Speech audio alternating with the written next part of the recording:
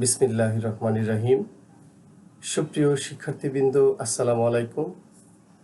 আশা করি তোমরা ভালো আছো এবং সুস্থ আছো এবং বাসায় নিরাপদে থেকে এই অনলাইন ক্লাসগুলো করছো।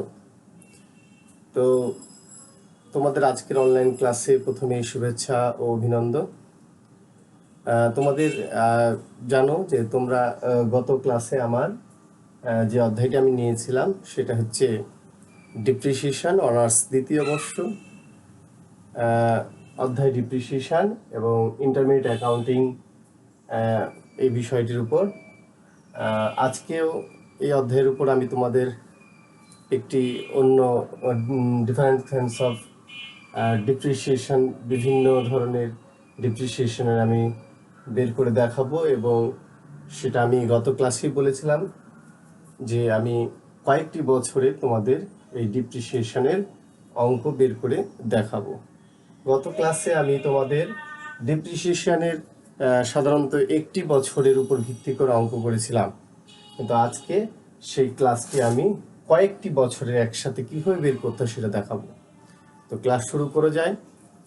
তো সবাই প্রস্তুত আছো? ওকে, আমি ক্লাস শুরু করতে যাচ্ছি।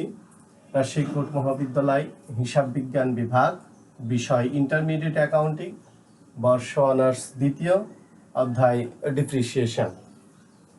তো প্রথমেই আমি তোমাদের একটি অঙ্ক দেখো আমি তুলেছি। ফার্স্টলি অঙ্কটাকে আমরা পড়ব। দেখো, সোনালী company purchased a factory machine at টাকা, কস্ট অফ টাকা 18,000 on January 1, 2015. The machine is expected to have a salvage value অর্থাৎ ভগ্নাবশেষ মূল্য of টাকা 2,000 at the end of 4 years useful life. During the useful life অর্থাৎ useful life মানে একটি সম্পত্তির জীবনকাল বা তোমাদের হচ্ছে যেটাকে বলা হচ্ছে মেয়াদকাল। During the useful life the machine is expected to be used 1,60,000 hours, 1,60,000 hours অর্থাৎ ঘন্টা কাজ হয়েছে টোটাল।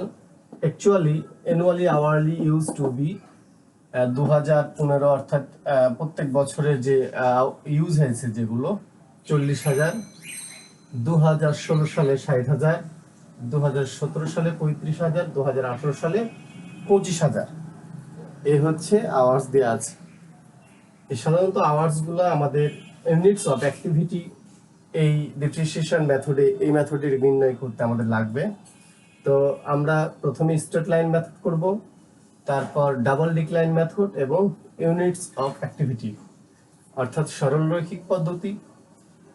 তারপরে আমরা ক্রমহ্রাসমান জের পদ্ধতি, যেটাকে আমরা দ্বৈত ক্রমহ্রাসমান বলে থাকি, আর ইউনিটস অফ অ্যাক্টিভিটিস যেটাকে আমরা উৎপাদন আওয়ার একক মেথড বা যন্ত্র ঘন্টা হার পদ্ধতি যেটাকে আমরা বলি না কেন, সেই আমরা পদ্ধতিটা করব। তো অঙ্ক শুরু করা যাক। প্রথমে স্ট্রেট লাইন মেথড দেখো, 1 নম্বর straight line method. Straight line method দেখো, স্ট্রেট লাইন মেথডের যে আমরা প্রথমেই দেখি কিভাবে নির্ণয় করতে হয়। তোমরা জানো স্ট্রেট লাইন মেথডে আগে আমরা যেটা নির্ণয় করতে হয় সেটা হচ্ছে প্রথমে ডিপ্রিসিয়েশন ভ্যালুটা নির্ণয় করতে হয়। Depreciation value, depreciation value, depreciation value নির্ণয় করার সূত্র হচ্ছে, ডিপ্রিসিয়েশন ভ্যালু যে নির্ণয় করব সেটা হচ্ছে আমাদের সম্পত্তির মোট মূল্য থেকে ভগ্নাবশেষ মূল্য বাদ দিতে হবে। তো আমাদের সম্পত্তির মোট মূল্য হচ্ছে the cost of machine, total cost of machine, total cost of machine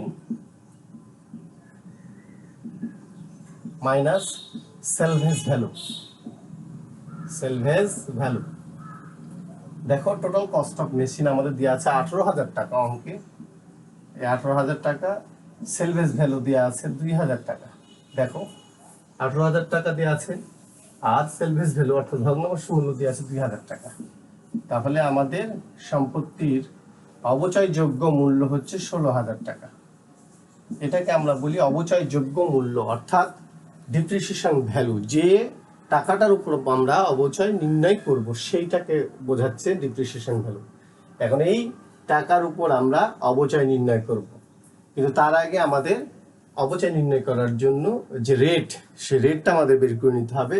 কারণ যেহেতু এটা 4টি বছরের আমরা করব, তাহলে রেটটা বের করে নিতে হবে। দেখো আমরা রেট বের করছি। এবার কিভাবে রেট বের করতে হয় স্ট্রেট লাইন মেথডে। স্ট্রেট লাইন মেথডে রেট নির্ণয়ের দুইটা সূত্র আছে।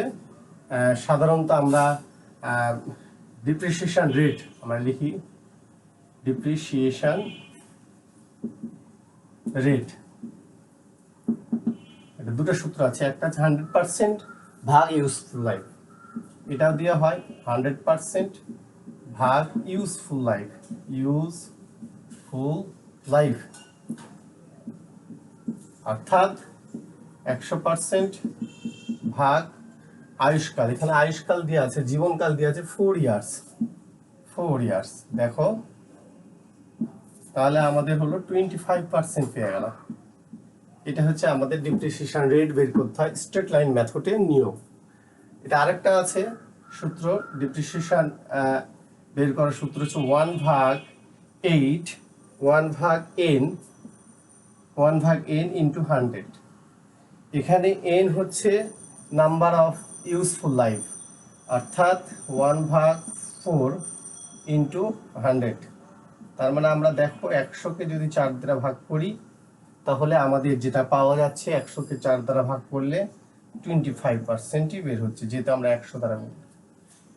এইভাবে আমরা বের করব কিভাবে ইউজফুল লাইফ। তার মানে আমাদের দুইটা ফাংশনে আমরা যে কোনো একটা ইউজ করতে পারি, এটা অথবা এইটা, তাহলে আমাদের বের হয়ে যাবে depreciation rate of straight line method. এখন আমরা দেখো এটা একটা শিডিউল বা ছকে আমরা করে দেখাচ্ছি যে কিভাবে স্ট্রেট লাইন মেথডে আমাদের এই 4 বছরের অঙ্ক করতে হয়, 4 বছরের অঙ্কটা করতে হয়। দেখো তোমরা তাহলে সহজেই বুঝতে পারছো আমাদের 4 বছরে কিভাবে নির্ণয় করব। প্রথমে আমরা একটা শিডিউল তুলব, depreciation schedule, straight line method depreciation schedule, depreciation schedule, SCHEDULA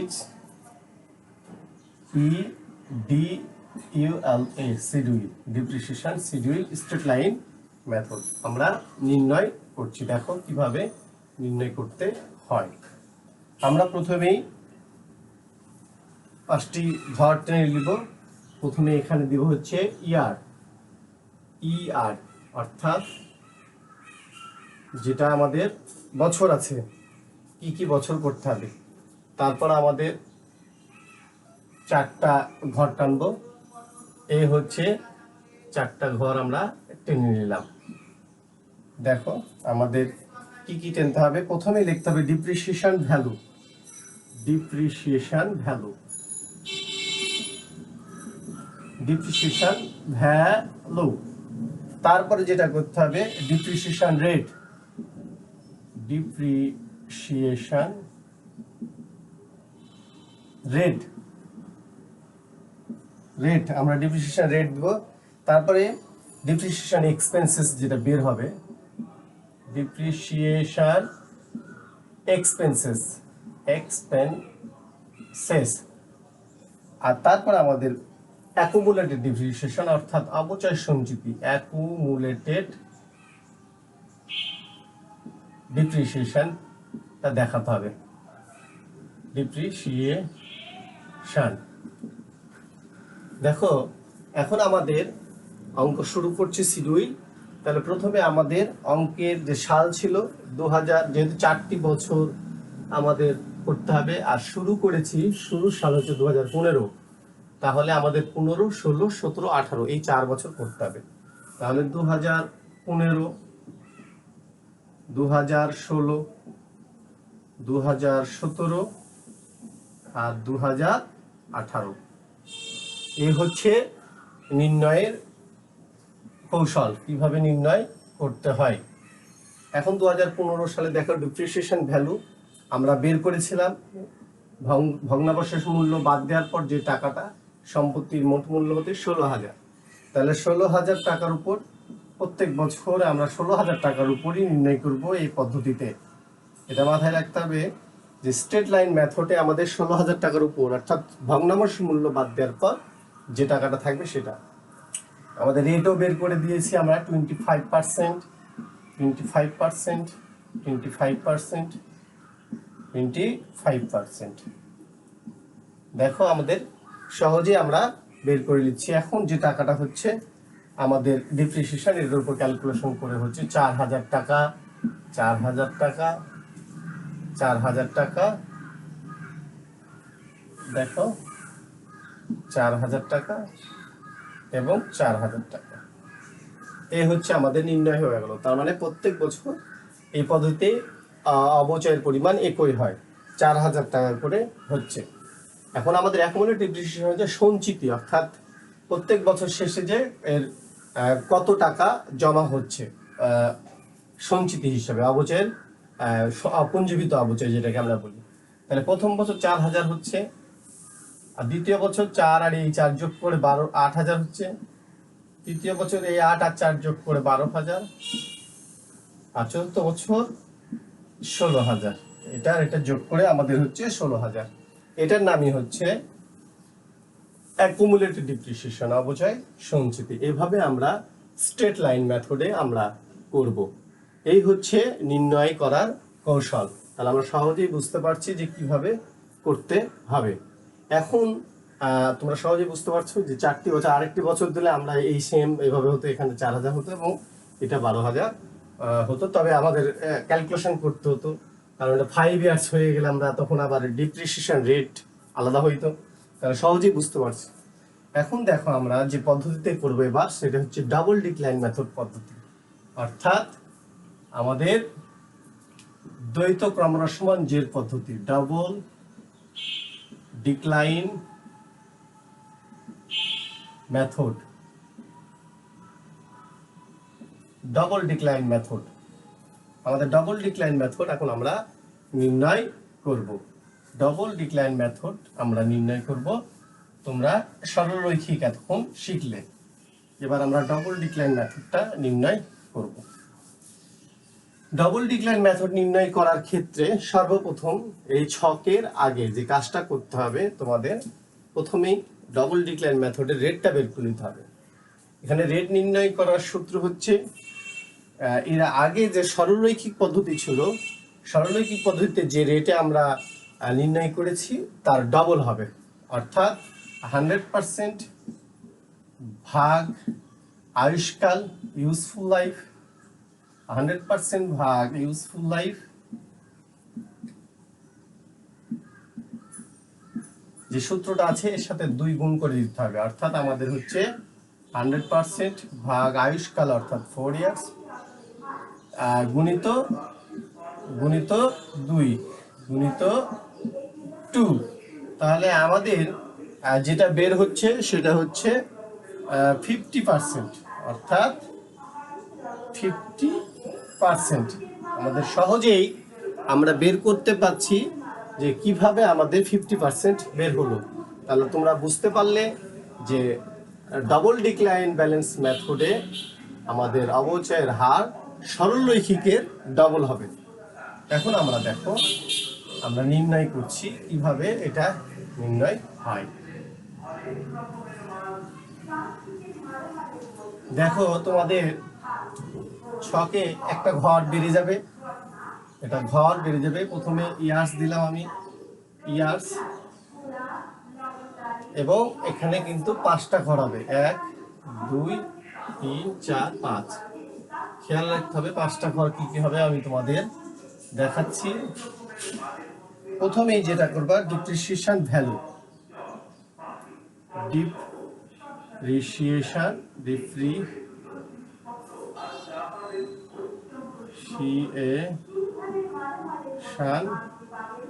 value, তারপরে হচ্ছে রেটস যেটা আমরা বের করেছি, আর তারপরে হচ্ছে expenses, depreciation expenses, depreciation expenses, আর যেটা হচ্ছে অ্যাকুমুলেটেড ডিপ্রিসিয়েশন, অ্যাকুমুলেটেড ডিপ্রিসিয়েশন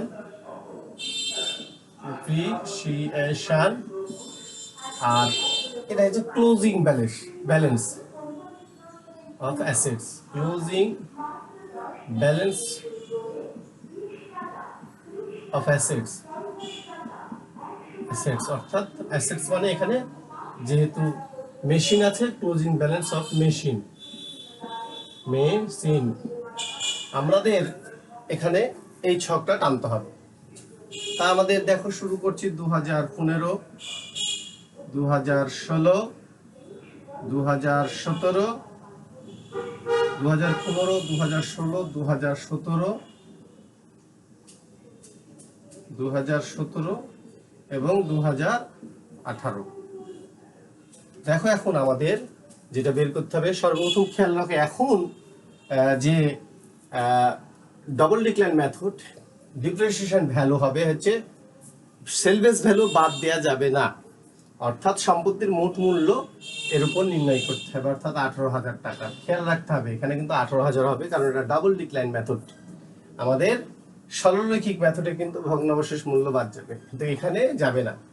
18,000 টাকা, 18,000 টাকা আমরা 50% বের করেছি, প্রথমে বের করে নেব 18,000 টাকার 50%। 18,000 টাকার 50% আমাদের যেটা হবে সেটা আমরা এখানে বসাবো, অর্থাৎ 18,000 টাকার 50% হচ্ছে সাধারণত 9,000 টাকা। আমাদের অবচয় বের হয়ে গেল। এখন আমাদের অ্যাকুমুলেটেড ডিপ্রিসিয়েশনটা আমরা পরে করব। এখন আমাদের যে কাজটা করতে হবে যে 18,000 থেকে অবচয়ের পরিমাণটা বাদ দিব। অবচয়ের পরিমাণ বাদ দেওয়ার পর যে ব্যালেন্সটা থাকছে 9,000, এই 9,000 টাকাটার উপর আমরা পরবর্তী বছরে অবচয় ধরবো। তাহলে পরবর্তী বছর আমার চলে আসলো ব্যালেন্স 9,000 টাকা। এই 9,000 টাকার উপর আমরা আবার 50% করবো। 2016 সালে 9,000 টাকার উপর 50% করলে হচ্ছে আমাদের 4,500 টাকা। 4,500 টাকা, এই 4,500 টাকা আমরা 9 থেকে আবার বাদ দিব। 9 থেকে 4,500 বাদ দিলে আমাদের হচ্ছে 4,500 টাকা। দেখো এই 4,500 টাকার উপর আবার আমরা নির্ণয় করব 2017 সালে, যেহেতু আমাদের এখন 16 সাল শেষে আমাদের সম্পত্তি থাকছে 4,500 টাকা। 4,500 টাকার উপর আবার আমরা 50% করব। 50% করলে হচ্ছে আমাদের সাধারণত 2,250 টাকা, 2,250 টাকা, 2,250 টাকা অবচয় হচ্ছে। 2,250 টাকা যদি আমরা এখান থেকে বাদ দিই তাহলে 2,250 টাকা হচ্ছে। 2,250 টাকার উপর আমরা 2018 সালে অবচয় নির্ণয় করব 50%। তাহলে 2,250-এর আমাদের অবচয়ের পরিমাণ হচ্ছে 1,000, আর এদিকে 125, 1,125, 1,125 টাকা, 1,125 টাকা হচ্ছে। এবং আমাদের 50% এখানকার বাদ দিয়ে আমাদের হচ্ছে 1,125, 1,125 টাকা। 1,125 আমাদের ব্যালেন্স থাকছে। এভাবে আমাদের অবচয় নির্ণয় হচ্ছে। এখন আমাদের দেখো কিভাবে নির্ণয় করলাম আর একবার বলি। 18,000 টাকার উপর 50% আমরা কিভাবে বের করেছি দেখাইছি। 9,000 টাকা অবচয়, আমরা 9,000 টাকা বসাই দিলাম। কিভাবে বসালাম? সম্পত্তির মূল্য থেকে অবচয় বাদ দিয়ে 9,000, এই ব্যালেন্সটার উপর আবার আমরা এখানে বসালাম, এটার উপর আবার অবচয় করলাম, এটা থেকে আবার এটা বাদ দিতে হবে। প্রত্যেক বছরে সম্পত্তির মূল্য থেকে অবচয়ের পরিমাণটা বাদ দিয়ে যে টাকা থাকবে তার উপর নির্ণয় করতে হবে। এখন দেখো এভাবে আমরা নির্ণয় করতে করতে দেখো প্রত্যেক বছর কমতে থাকছে অবচয়ের পরিমাণ। তাহলে আমাদের ডাবল ডিক্লাইন মেথড অর্থাৎ ক্রমহ্রাসমান যে পদ্ধতি হচ্ছে কমতে থাকবে, ক্রমহ্রাস মানে অর্থাৎ কমতে থাকবে, এটাই হচ্ছে তার পরিচয়। তাহলে আমরা সহজেই বুঝতে পারলাম এখন অ্যাকুমুলেটেড ডিপ্রিসিয়েশন আমাদের দেখো প্রথম বছর 9,000, দ্বিতীয় বছর আমরা এটা যোগ করে দেবো 9 4 13,500, 13,500।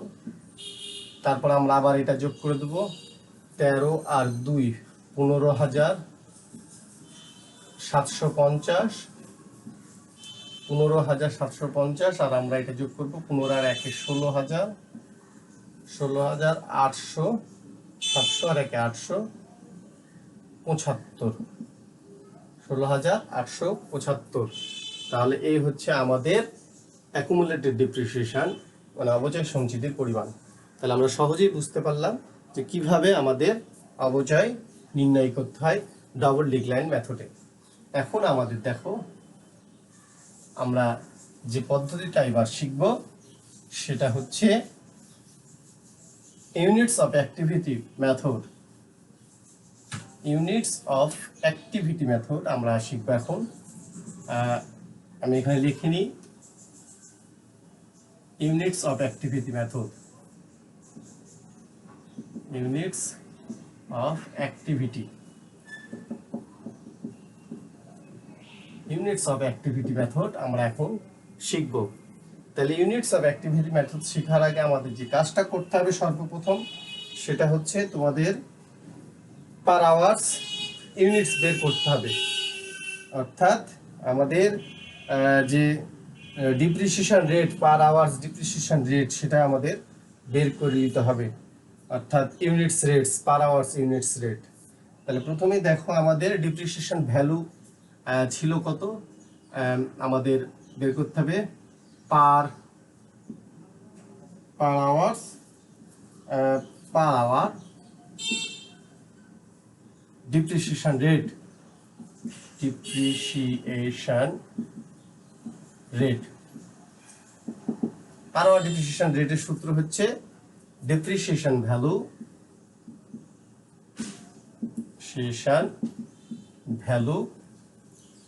ভাগ, যেটা করতে হবে ডিপ্রিসিয়েশন ভ্যালু ভাগ, এখানে দেখো তারপর the machine is expected to be used এত আওয়ার্স, হ্যাঁ, টোটাল আওয়ার্স,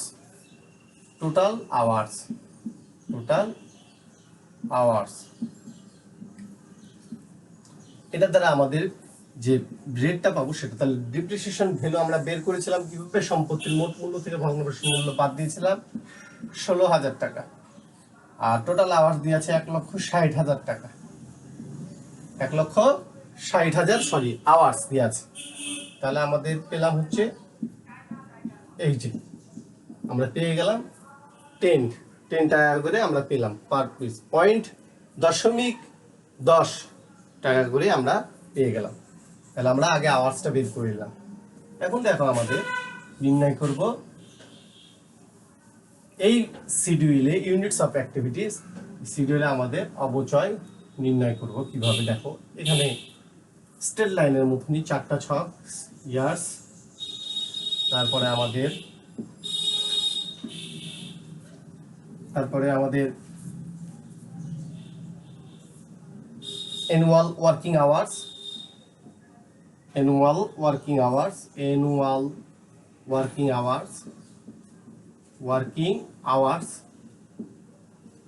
এটা অ্যানুয়াল আওয়ার্স, ডিপ্রিসিয়েশন রেট পার আওয়ার্স। তারপরে দেখো ডিপ্রিসিয়েশন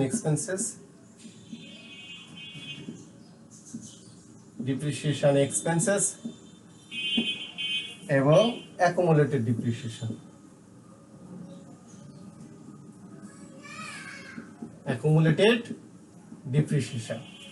এখন আমাদের 2015, 2016, 2017, 2018 দেখো আমাদের অ্যানুয়াল ওয়ার্কিং আওয়ার আমাদের দিয়ে দিয়েছে। অ্যানুয়াল ওয়ার্কিং আওয়ার দেখো, অ্যাকচুয়ালি অ্যানুয়াল ওয়ার্কিং আওয়ার 2015 40,000 আমরা বসিয়ে দেব, 2016 দেওয়া আছে 60, 2017 35,